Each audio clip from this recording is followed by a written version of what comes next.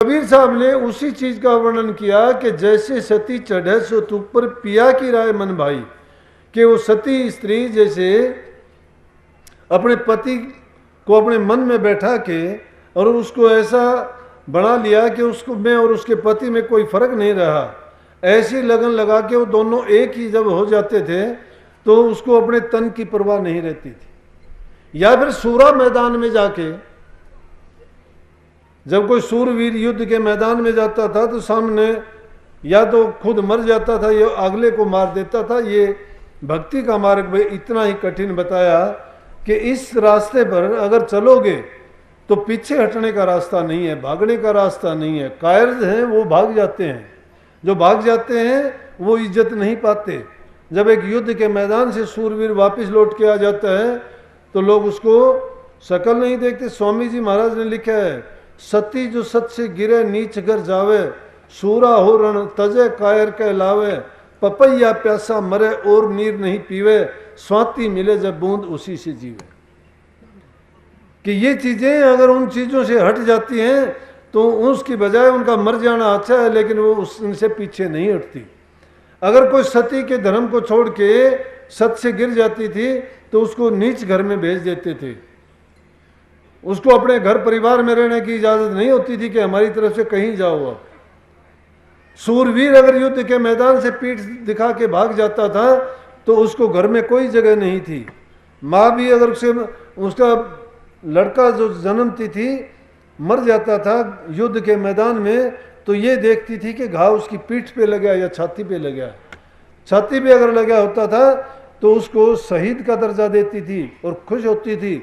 अगर जिसके पीठ में अगर कोई घाव होता था तो कहती थी कायर था, युद्ध से भाग गया है, इसीलिए इसके पीठ पर चोट लगी है। तो ये भी कायर का काम नहीं है। यहां सूरवीर इस मैदान में डटते हैं। और इसी तरह कही कि पपैया अगर प्यासा मरता है बेशक मरो, जब उसको वो नीर की बूंद नहीं मिलती तो उसको पी के ही वो जीता है, नहीं दूसरे पानी को पी के वो जीना ही नहीं चाहता। तो उस युद्ध के मैदान में डटने वाला सूरवीर है। हमारी भी एक लड़ाई है, ये मैदान है जिसमें हम आए हैं। हमारे सामने भी एक बहुत बड़ा सेना लेके हमारा दुश्मन खड़ा है। काल शिकारी मग मिठाड़ा भागो रे मेरे प्यारे भागो। वो शिकार करता है जीवों का नित्य प्रति और जीव लुटते चले जाते हैं। इसलिए उनसे बचने के लिए गुरु का नाम जो साथ लेके चलता है उसको कोई चीज दूसरी रोकने वाली नहीं है। गुरु का बल जो मन में होई तुझसे जीत सके ना कोई। गुरु का बल जब मन में हो जाता है तो कोई ताकत नहीं उससे कोई जीतने। हम जीतना किसको कहते हैं? किसी को कमजोर आदमी को दबा देना जीत लेना नहीं है। किसी से कोई चीज छीन लेना कोई बहादुरी की बात नहीं है। अगर जीतना चाहते हो तो घर में बड़े बड़े दुश्मन छिपे हुए हैं हमारे मन के अंदर। घर में झगड़ा भारी साधो, घर में झगड़ा भारी। काम क्रोध लोभ मोह अहंकार इच्छा तृष्णा वासना, कितने ऐसे दुश्मन हमारे घट के अंदर छिपे हुए हैं और वो दाव लगाए बैठे हैं। अगर तुम जीतना चाहते हो तो उनसे राड़ लो मोल, और उनसे जो जीत जाएगा वो बिरला सेवक होगा, वो गुरमुख कहलाएगा, वो उस पतिव्रता स्त्री की भांति से होगा, वही उस पपैये की भांति सवाती बूंद का आनंद लेने वाला होगा, वही उस एक पवित्र लोहे जैसा होगा जो पारस पत्थर से छू जाने के बाद सोने का रूप हो जाएगा। बिना इसके कभी भी जीव का कल्याण और सुधार संभव नहीं है। इसलिए कही है कि अगर तुम रास्ते में इस दुनियादारी की चीजों को देखते हुए चलोगे, मेला लगा हुआ है और ये मेला काल और माया ने लगाया है, जगह जगह उसने फंदे रचे हैं। एक चीज से निकलोगे दूसरी तैयार है। कोई तुम्हारे इंद्रियों भोगों में फंसा देगी, कोई शरीर के दूसरे रसों में फंसा देगी, कोई तुम्हें धन का लालच दे के लूट लेगी, कोई ऊंचा पद दे के लूट लेंगे। तो इसलिए कहा कि अरे जीव तो इस संसार के झगड़े में जिस रास्ते से गुजरता है अनेक प्रकार के सामान तुझे मिलेंगे, तो इसके रास्ते में ना लूटे, इस सस्ते में ना लूटिए, बहुत सस्ता माल है। जो असली और सच्चा सामान जो मिलता है वो यहाँ नहीं, वो तो जब तुम बीच बाजार में जाएगा जिसकी बड़ी रक्षा और सुरक्षा में जो कीमती वस्तु है वो रखी गई है। हमारे शरीर में भी वो कीमती वस्तु परमात्मा ने रखी है, लेकिन गुप्त करके रख दी, हर जीव नहीं जानता, क्योंकि हमारे शरीर में उसके लिए गुप्त रास्ता भी बना दिया। 9 दरवाजे जो लगाए वो शरीर के दूसरे कामों में आते हैं। 2 आंख है, 2 कान है, नाक है, मुंह है, 2 इंद्रियां हैं नीचे, गुदा और इंद्री, वो शरीर का मल त्यागने के लिए है, कोई सामान अंदर पहुंचाने के लिए है, इस शरीर के काम आने की चीजें हैं वो, उनके लिए दरवाजे हैं वो। कोई बाहर सामान को भेजते हैं, कोई अंदर को ले जाते हैं, लेकिन जो असली मंजिल और असली चीज के तरफ रास्ता जाता है वो यहाँ नहीं है, वो उल्टा रास्ता है इसमें। और वो उल्टा रास्ता हमारे मस्तिष्क की तरफ जाता है, जिसको हम हरि मंदिर कह सकते हैं। हमारा मस्तिष्क ही हरि मंदिर है, और इसमें सूक्ष्म नाड़ी के रास्ते से दोनों आंखों के पीछे, दोनों तिलों के मध्य में जब ध्यान करते हैं, जहाँ रूह की बैठक है, उस रास्ते पर जब चलते हैं तो धीरे धीरे करके वो हमें मंजिल की ओर पहुंचाता है। और वो वस्तु ऊंचे से ऊंचे स्थान पर बैठी हुई है जो 18 कोस के ऊपर है, 18 कोस के ऊपर है, लेकिन साहेब का डेरा 12 कमल पर बैठा हुआ है। 12 कमल तक जब तक जाओगे तब तक आपको अपनी ताकत लगानी पड़ेगी, लेकिन वहां से ऊपर चले जाओगे तो वो ताकत अपने आप शब्द की आपको ऊपर की तरफ अपने आप खींच लेगी। पहले जो चाल है सूरत की, ये अभ्यास की बात है। अभ्यास धीरे धीरे जब करते जाओगे, पहले नाम का सुमरण करना पड़ेगा। सुमरण करते करते, सुमरण में भी पहले जाप की अवस्था रहेगी, नाम को जानबूझ के याद करना पड़ेगा, बार बार भूलते रहोगे, बार बार घेर फेर के याद करना पड़ेगा।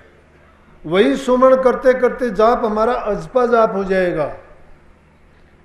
पहले जिसको सुमरण करेंगे उसमें इन चीजों की जरूरत पड़ेगी, जिह्वा की भी जरूरत पड़ेगी, होठ की भी जरूरत पड़ेगी, दांत की भी, तालू की भी, क्योंकि बैखरी वाणी के जो शब्द बोले जाते हैं, चाहे वो स्वर हो चाहे व्यंजन हो, इनकी जरूरत पड़ती है उसमें, और बिना उनके सूक्ष्म में नहीं जाया जा सकता।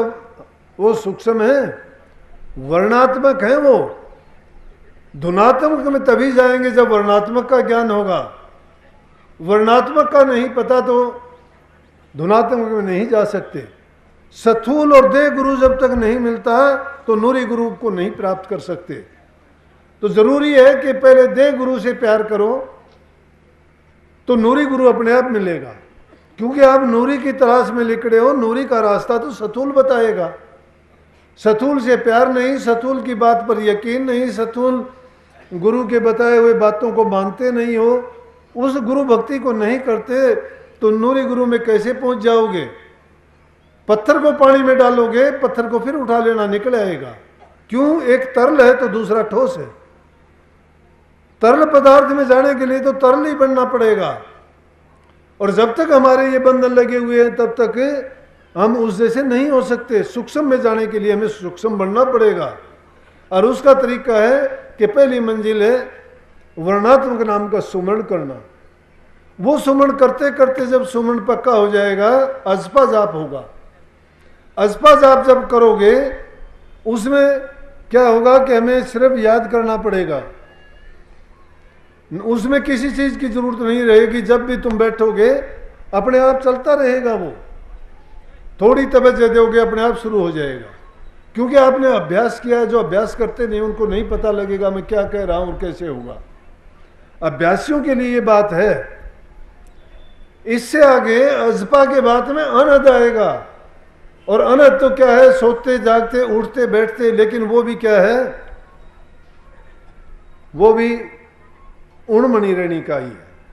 उणमणि रेणी का मतलब किसी चीज में ना आनंद ना उनका कोई दुख, ये उन्मुनी रहनी है। उस अवस्था में सुख दुख जैसा बरतता रहे। कबीर साहब ने उसको कहा भी है कि कहे कबीर ये उन्मन रहनी सो प्रगट कर गाई। लेकिन जो असली चीज है सुख और दुख दोनों से ऊपर, जब ये तीनों जाप खत्म हो जाते हैं, जाप मरे अजपा मरे अनहद भी मर जाए, सूरत समानी शब्द मरता ये काल नहीं खाए। उस काल से बचने के लिए जो चौथी अवस्था होगी वो अनहद की होगी। और वो अनहद की अवस्था जब आएगी, जब द्वादश कमल के ऊपर जब पहुंच जाएंगे हम, वो ऐसे नहीं जाया जाता। उसके लिए मेहनत करनी पड़ेगी। हम तो लूटने तो लग रहे हैं संसार के पदार्थों में। घरों में झगड़ा है, मन में झगड़ा है, तो मन में झगड़ा है, कोई नहीं मिलता, अपने आप से ही झगड़ते रहते हैं कि उसको ये कहूंगा, उसने मुझे ये क्यों कहा। करते हो क्या नहीं? करते हो क्या नहीं? उसने मेरा ये क्यों ले लिया, क्यों ले लिया, कैसे कर सकता है वो? इसका मतलब मैं तो कुछ हो ही नहीं है, तो हमारे सामने कोई नहीं है, क्यों अपने आप से झगड़ता है? अपने आप झगड़ते रहते हो। सामने कर रखा है तुमने मन में ही उनको दूसरी पार्टी बना के, अपने विचारों से दो पार्टी बन गई अंदर में कि उसने मेरा ये कर दिया, मैं उसका ये करूंगा। वो है भी नहीं सामने, लेकिन ये झगड़ा भी नहीं। फिर घर में झगड़ा, माँ बाप के साथ झगड़ा, पति पत्नी का झगड़ा, भाई बहन का झगड़ा। घरों में शांति, मन में शांति नहीं, घर में शांति नहीं। गुरु के पास आए, सत्संग में आए, न सेवा है किसी प्रकार की भी, ना तन की, ना मन की, ना धन की। नुगरे जैसा व्यवहार है।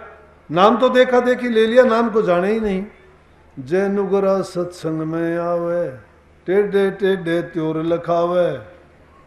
लखा होगा न? और वो तो रहे लड़न त्यार, नुगरा ना मिलियो, पापी मिलो हजार, नुगरा ना मिलियो। नुगरा नहीं मिलना चाहिए। नुगरा कौन होता है? जो गुरु से नाम लेके और उसने सब कुछ बर्बाद कर लिया। ना घर का, ना बाहर का, ना अपना, ना पति का, ना प्यार का, ना नफरत का, ना किसा भी नहीं। अरे नाम अगर लिया है तो नाम में तो बहुत गुण होते हैं। नाम आपने लिया, सत्संग देख, घर में आपकी अनबन हो सकती है, यहाँ तो सारे मिलके बैठे हो, भाई बहनों की तरह से सारे देखो कितने प्यार से कब से बैठे हो, एक दूसरे को भोजन खिलाया है, कितने एक दूसरे से सारी इधर उधर की काफ़ी दिन में मिले होंगे, बात भी पूछी होंगी। प्यार होना चाहिए। प्यार शांति देता है। जहाँ प्यार और शांति है वहाँ सब कुछ है। धैर्य रखना चाहिए, जल्दबाजी में कोई काम नहीं होता। सहानुभूति होनी चाहिए दूसरे के प्रति, सेवा का मादा होना चाहिए, दिल में प्रेम हो, घरों में शांति हो, सेवा करने का तरीका आता हो, गुरु की आज्ञा में चलता हो, भक्ति तो बहुत आसान हो जाएगी। लेकिन उस रास्ते पे नहीं चलते तो भक्ति कहाँ से होगी? जुल्म ना करो, पाप ना करो, भूल हत्या ना करो, प्रकृति का विनाश ना करो, पेड़ों की कटाई ना करो, पानी की बर्बादी ना करो, बहुत जरूरी है। ये ना सोचो दूसरों से सीखने की कोशिश करो। दूसरों से कैसे सीखोगे? परोपकार है क्या? एक राजा जाके कहने लगा एक महात्मा से, बोला कि मैं सबसे अच्छा आदमी देखना चाहता हूं। महात्मा ने कहा सबसे अच्छे तो आप ही हो। बोला नहीं, मेरे से भी अच्छा देखना चाहता हूं। बोला तेरे से तो अच्छा मैं हूं। बोला नहीं, आपसे भी अच्छा देखना चाहता हूं। बोला अच्छा, फिर तो बोला उस बुढ़िया को देखो। बुढ़िया क्या कर रही थी? बोला कि इसकी उम्र काम करने की है। राजा कहने लगा, बोला यही तो बात है, ये हमें सबसे अच्छी इसीलिए है कि उम्र के आखिरी पड़ाव में है, फिर भी ये इसलिए काम करती है ताकि आने वालों के काम आए। ये परोपकार है। परोपकार को जानते क्या है हम? तो परोपकार क्या, अगर हमारे से तो हो सकता हो तो किसी का नुकसान करेंगे, बताओ। फिर भक्ति कहाँ? कहाँ नाम का सुमन, कहाँ चिंतन हमारा अच्छा, कहाँ फिर 10वें द्वार की बात करेंगे, कहाँ ये मैंने जो बात बताई उन पर चिंतन करोगे कि जाप कैसे होगा, जपा कैसे होगा, कहाँ तुम शब्द धुन को सुनोगे, कैसे प्रकाश देखोगे। आसान है ये चीज, मुश्किल नहीं है, सच्चे दिल से जब लग जाओगे। लेकिन उसके लिए तैयार तो हमें ही होना पड़ेगा। और मुश्किल कठिन नहीं है। जो कठिन कहता है मैं उसको नहीं मानता। जो कठिन कहता है वो इंसान दुर्बल है, दुर्बल है, उसका कोई सहाय नहीं है। जब किसी भी मुसीबत को तुम डट के सामना करने लगोगे, मुसीबत तुम्हारे सामने रहेगी नहीं। देख लो, एक जमींदार आदमी खेत काटने के लिए जाता, खड़ा होकर देखेगा, ओ इतनी फसल की कटाई कैसे करूँगा, लेकिन बिना देखे अगर वो काटना शुरू कर देता है तो एक आध दिन में देखेगा उसने तो काट दिया। लेकिन अगर खड़ा हो कि वो रोज़ाना चला जाता कि नहीं होगा तो नहीं होता, वो फसल भी बर्बाद होते, वो उससे भी नहीं होता।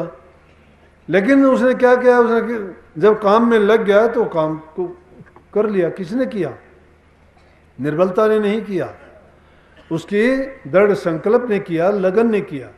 इसलिए लगन सच्ची होनी चाहिए, संकल्प दृढ़ होना चाहिए, विचारों में संकल्प हो पक्का।